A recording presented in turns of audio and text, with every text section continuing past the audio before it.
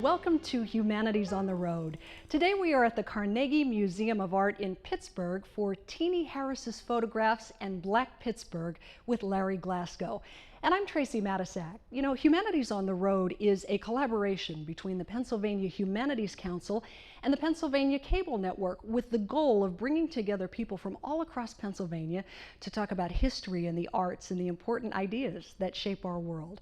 We want to extend special thanks to our host today, the Carnegie Museum of Art in Pittsburgh.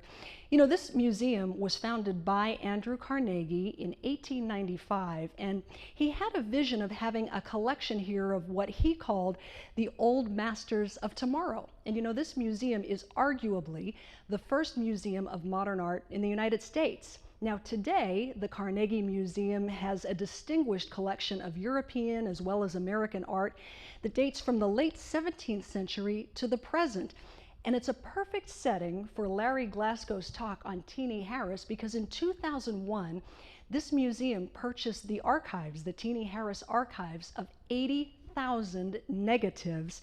And so there is a wealth of different pictures to choose from, wonderful photographs, and it's considered one of the most important documentations of African American life in the 20th century. Teenie Harris photographed the events and the daily lives of African Americans for the Pittsburgh Courier, which is one of the most distinguished Black newspapers in the United States. And since 2003, this museum has scanned and cataloged nearly 60,000 images, many of which are available on its online database. And the museum has been working extensively with the community as well to try to identify the people and places and events in the photographs. And so far, about 2,000 of them have been positively identified. Well, let me tell you a little bit about Larry Glasco, our speaker. He is a speaker with the Pennsylvania Humanities Council. He's an associate professor of history at the University of Pittsburgh. He's the author of a number of books on the history of Blacks in Pittsburgh, and he's now writing a couple of books, one on Pittsburgh playwright August Wilson and also on legislator K. Leroy Irvis. He's also been very involved in preserving historic sites and neighborhoods like the Hill District in Pittsburgh. And he's been absolutely instrumental when it comes to preserving, documenting, and interpreting the thousands of photographs that were taken by Teenie Harris and that are archived here at the Carnegie Museum. Larry Glasco is going to share with us how Teenie Harris's photographs can help us understand massive social changes in Pittsburgh. Pittsburgh Courier photographer Teenie Harris documented the mind and the mood of African Americans here for more than 40 years. And Larry's going to show us snapshots from different eras, from the relatively upbeat times of the 40s and 50s to the more turbulent times of protest in the 1960s. Larry will answer our questions, and perhaps members of our audience will share some of their memories of Teenie Harris, his photographs of Black Pittsburgh for that matter. And so we're delighted to have the opportunity to learn more about this remarkable photographer and his work. So having said all that, what do you say we welcome Larry Glasco?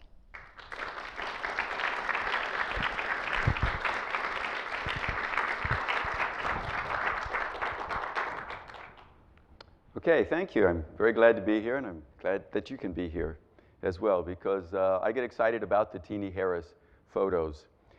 They capture a time and a place and a mind and a mood of a people and a community that really today we look back on and we are surprised.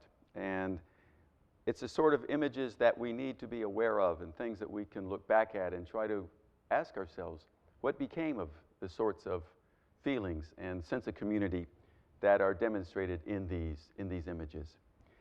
Pittsburgh was long known for its mines and mills, especially its steel mills, that produced a good percentage of America's steel output. But it was also known for its vibrant and dynamic Black community, which was centered in the Hill District, near downtown, a neighborhood that was the source of incredible, vibrant life and culture. It was a racially mixed area with businesses, churches, synagogues, and other social organizations.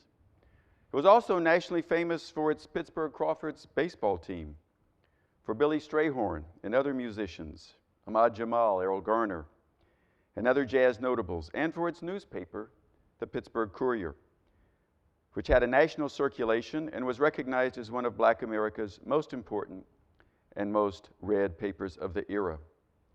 One of the Courier's most noted photographers was Teenie Harris, whose photographs captured the mind and mood and life of Black Pittsburgh from the 40s through the 1960s and even into the 1970s in ways that continued to remind us and America of a notable and lost era, one well worth remembering, and of a community whose story I want to present is that which can be titled An American Story.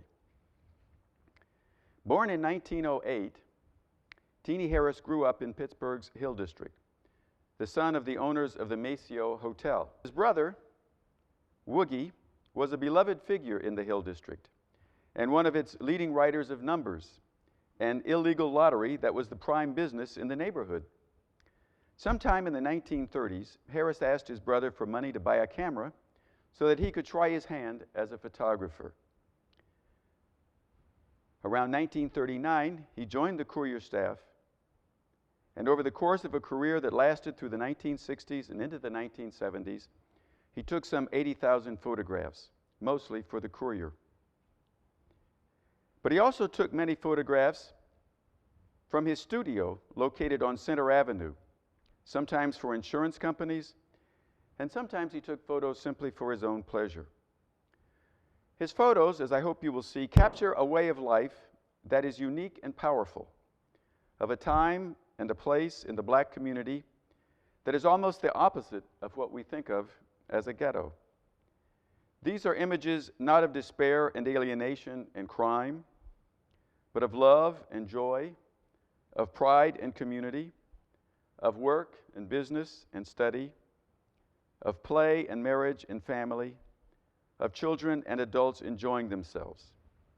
They constitute what can only be considered an American story, a story of pride and patriotism and military service, of community, of Boy Scouts and parades, of fashion and style, of mom and pop markets, ice cream and soda fountains, cafes and bars and nightclubs, pharmacies and dry cleaners, of ritzy theaters and hard work and education and love and much more.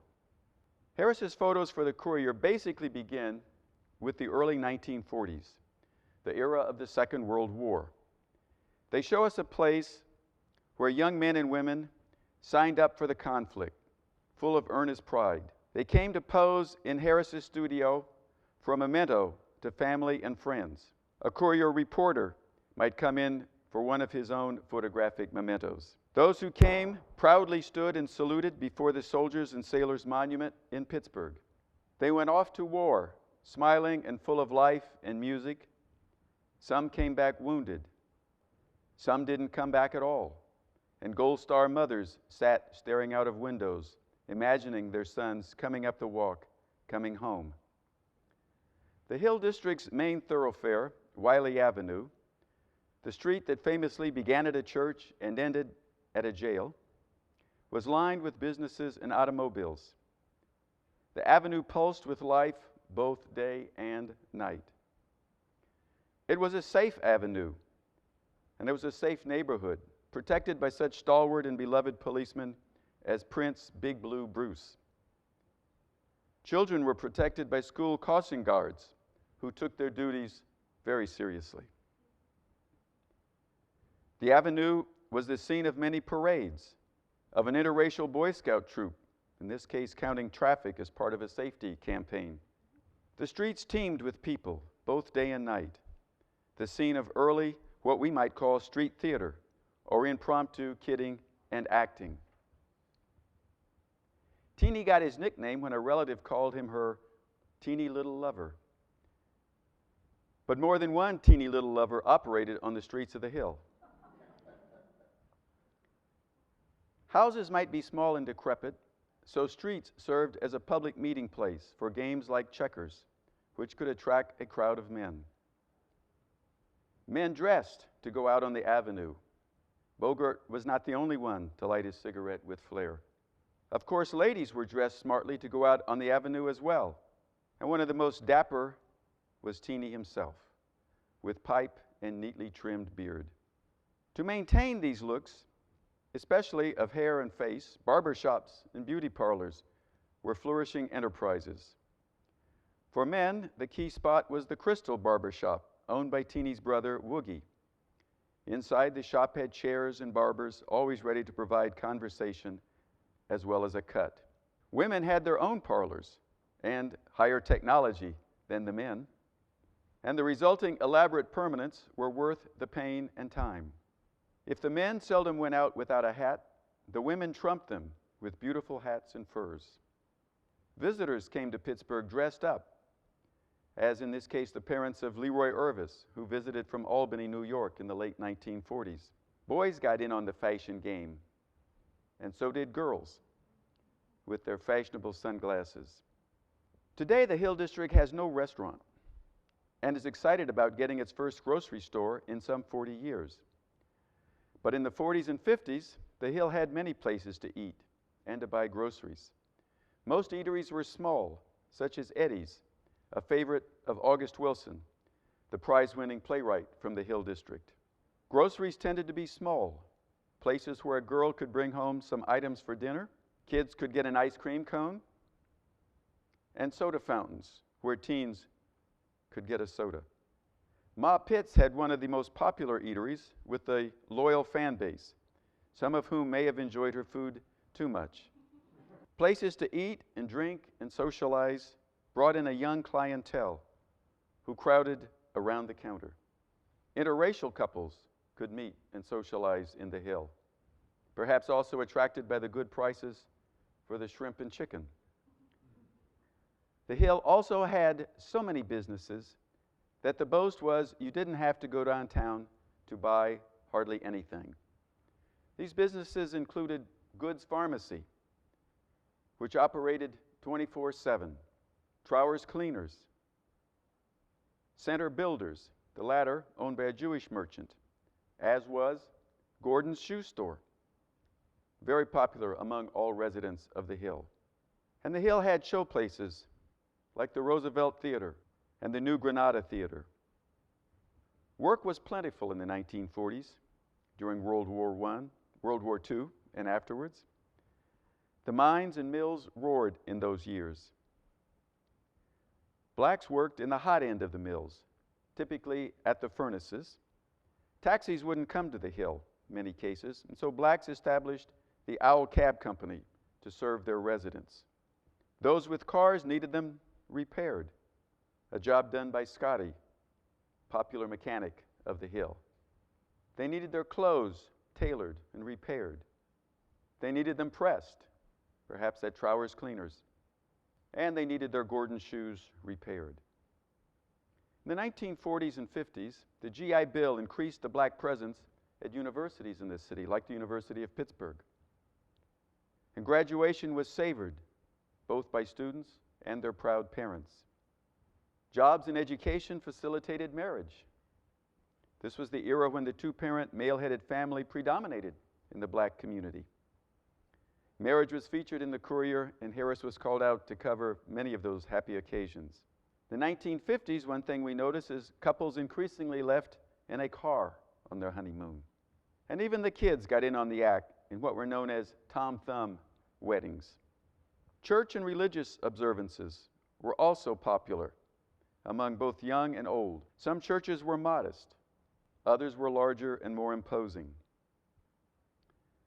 But religious occasions were celebrated, whether the Eid festival, which broke the Ramadan fast for the Muslim community, or First Communion for Catholics. Easter was always popular. And Christmas, waiting for Santa Claus to come down the chimney and maybe bringing a cowboy outfit. The Hill was a neighborhood in which the bars and nightclubs, like the Crawford Grill, played a central role in bringing people together to socialize and enjoy themselves. Sometimes business could be conducted there,